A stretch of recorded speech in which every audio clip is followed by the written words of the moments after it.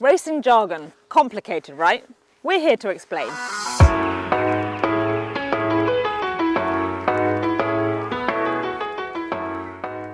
Now, this is George, noisy cockerel, also known as Purple Moon. That was his racing name, and anyone who follows me on Instagram will be quite familiar with him.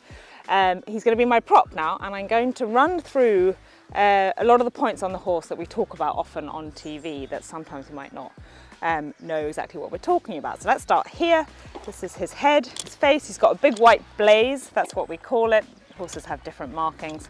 That's his beautiful big eyes, nostrils, mouth. This is where the bit sits in here, and what you might not know is that horses have teeth at the front here, big old yellow gnashers, and then they have teeth at the back here. These ones pick the grass and those ones chew it essentially.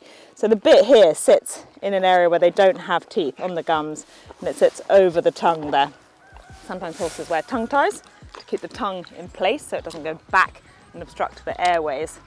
Then we go back, these are his beautiful big cheeks, this is his neck, back down to his shoulder, front legs or forelegs as we like to call them, through the middle of his body. These are the withers, this is where the saddle sits, that's where the girth goes. We'll often talk about that being the horse's girth. You like a long, deep area here.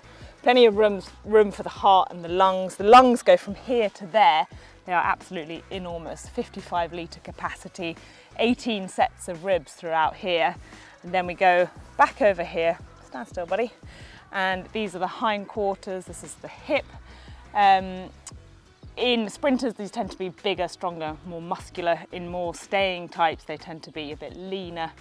And then you go down, and that's the hock. These are called the joints. That's the hoof, this is the pastern. That all is similar in the front leg here.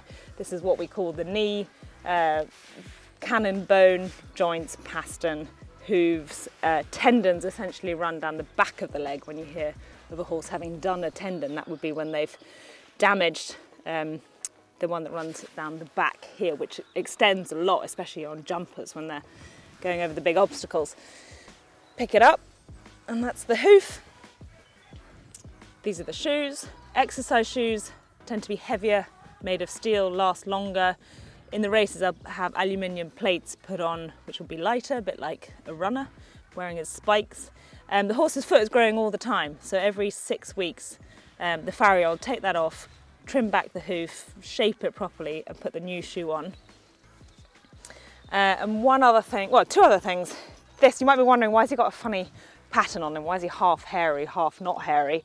Well, that's because it's winter. Horses grow extra, what we call a coat in the winter to keep warm. Because he's in work, I clip him so that when I ride him, he doesn't get too sweaty, too hot. But I've left this on him because I don't want him to get cold, essentially. A lot of horses you'll see, especially National Hunt at this time of year, will be fully clipped out. They might just have a saddle patch here just to protect them a little bit. And then also, one thing to remember, we always refer to this as the near side. With a horse, you always do everything on this side.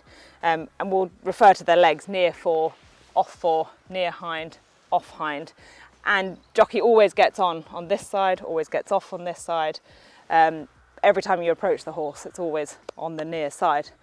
And I've got to say, you are a perfect model. Thanks, George. If anyone's got any comments, thoughts, questions, leave me a message below.